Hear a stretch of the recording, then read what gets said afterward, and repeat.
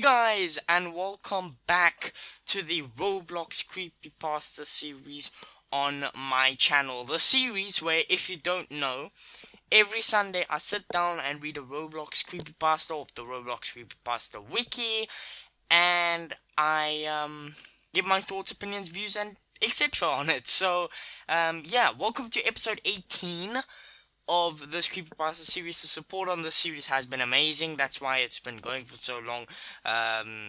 So yeah, as I said at the beginning of the video, every Sunday I sit down and I record a Roblox Creepypasta, read through a Roblox Creepypasta from the Roblox Creepypasta wiki, and I give my thoughts, opinions, and views on it at the end of the video. I find it very interesting. You guys seem to like it, so as long as you guys keep liking, as long as I keep posting this series, lol.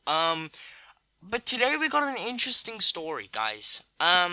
It's called Steven is Missing. Now this is quite a lengthy one to what we've been doing for the past few days. And there's quite a few positive comments on this. One person in the comments of this creepypasta gave it 99 out of 100. That's insane. That is insane. But we're gonna see if this lives up to the hype, okay? So, without further ado, let's get into this Roblox Creepypasta, Steven is Missing, and then afterwards I'll obviously give my thoughts, opinions, views, etc. Let's go. On October 24th, 2015, a 16-year-old boy named Steven Jones was taken from his home in the middle of the night. Yesterday, not even a full 24 hours ago, a kidnapping occurred right under our noses. That's why I have to solve this case. We currently have no leads and no evidence. All we know is that there wasn't a scuffle or a fight. That's it. Even the unsolved case of Tara Calico had more to go off of that we do. But that won't stop me. I knocked on the door of the Jones household, and after a few seconds was met by Steven's mother. She was a plump older woman with curly brown hair and blue eyes, red from crying and worry. Her face lit up upon seeing me. "Oh, officer, you don't know how glad I am to see you," she started to cry, and began to dab her eyes with the sleeve of her sweater. I put a hand on her shoulder to comfort her. "Don't worry, don't cry, ma'am. We'll find your son, I promise," I said, as I let myself in, closing the door behind me.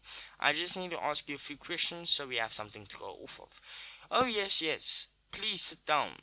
Here, sir." She led me to a living room which contained a coffee table and floral patterning everywhere. She took a seat in one of her armchairs. I took a seat on the couch across from her.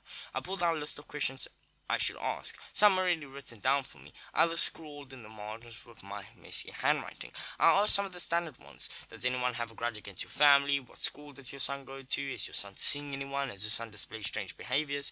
Mrs. Jones answered every question without hesitation. None of her answers were out of the ordinary. However, I got an excellent source of information when I asked one of my own questions. "Mrs. Jones, there have been many kidnapping cases caused by personal information given out over social media and online games. Is your son active on any social websites?" "Well, he has a Twitter and a Facebook, but he hasn't used those in years.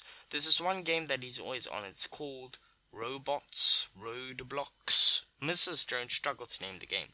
I, on the other hand, knew what she was talking about. "Roblox?" I interrupted her search for words. "My nephew was obsessed with it and wouldn't stop talking about it. He'd talk about all the games he would play with his friends, the mean people he met, and the games he tried making." "Yes, I think so," Mrs. Jones nodded. "It's the game with all the little square people." It sounded familiar, so I confirmed her guesses. "Ma'am, may I get your son's account info?" I asked. "Yes. 1 second, officer." Mrs. Jones got out of her seat and walked over to a nearby computer desk. She looked through the piles of papers and unfinished homework and pulled out a sticky note with Steven's Roblox credentials on it. She handed it to me, and I put a firm hand on my shoulder. "Please find my son," she said, her voice cracking. I promised her that I would, and I meant it. I left the house and got back inside my car. I drove it down to the police station, and after quite a few legalities, I got permission to check his account out at my computer. I pulled up Roblox and logged in as Steven. I was brought to what I assumed was the home page, with Steven's icon on the left and a friendly message saying, "Hello, redacted.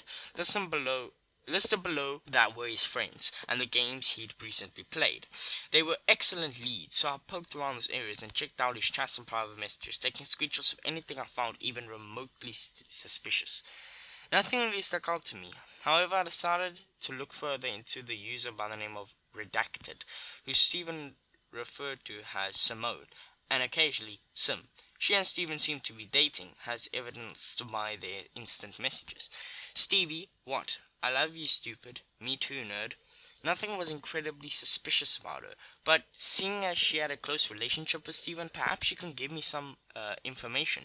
She wasn't online, and I'm sure messaging her telling her it was the police would be a bit suspicious, so I simply looked through the instant messaging and private messages. After some digging, the most recent game they played was a game called Town of Robloxia.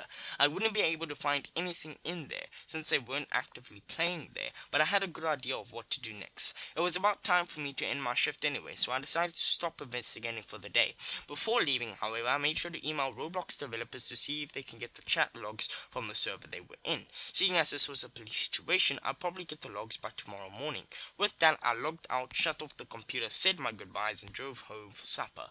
That night, it was hard to sleep. I had gotten leads on a case, and I'd soon find out if they were any good. The next day, I arrived at the station. I was pleased to find the chat logs in my email. I opened them up and skimmed through them until I found Stephen and Simon, I'm guessing that's meant to be Simone, privately chatting at each other.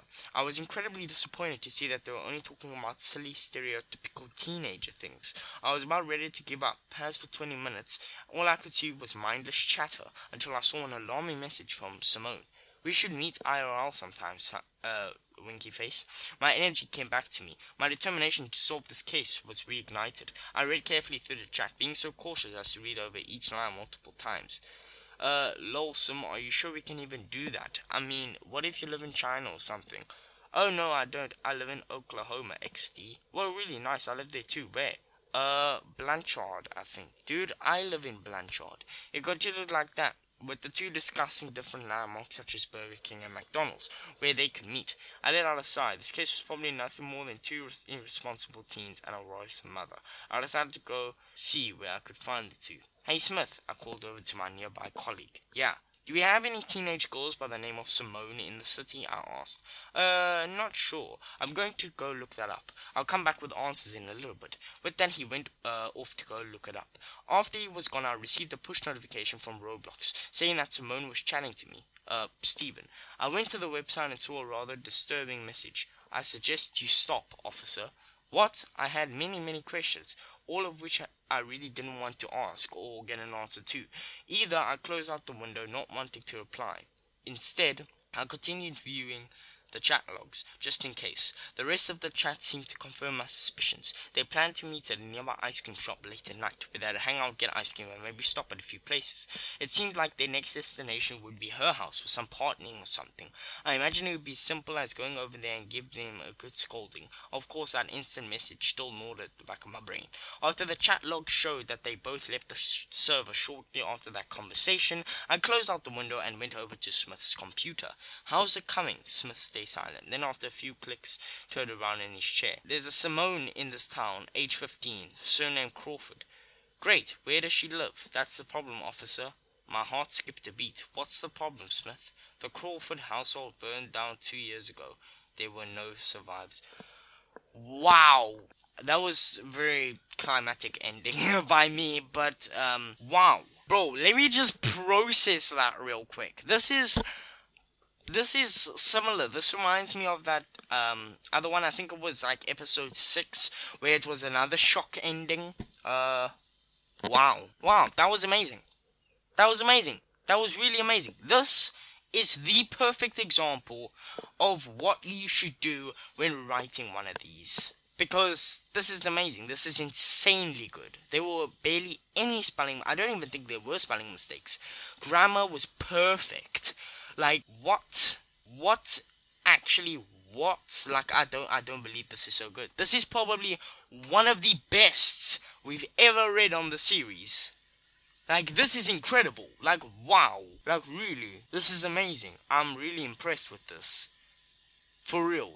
This is incredible. Like, whoever wrote this, GG. This is definitely one of the bests. The way they implemented Roblox into this, like, police case kind of story is insane. And that's coming from someone who normally hates when, like, these creepypastas involve real life elements, but this is done so perfectly that this is one I actually enjoyed and one of my favorites I've read on the series to date. Incredible. Like, this is really good, like amazing. But yeah, that's just my opinion. Like, this is really, really good. The content was good. It made me keep wanting to read more. Really, really, really well done. But yeah, let me know what you guys think about this down below. Very interesting story. So you guys probably do have your own opinions on this, etc. Do you see maybe some plot holes here? I can't spot any, but maybe you guys can, because you guys have more of a witting eye to me, than me, rather. So yeah, thank you guys so much for watching, and I'll see you next week for episode 19. Almost at the episode 20 special, guys. But for now, this has been episode 19. Oh, no, episode 18. Thank you guys so much for watching, and I'll see you in the next video. Peace.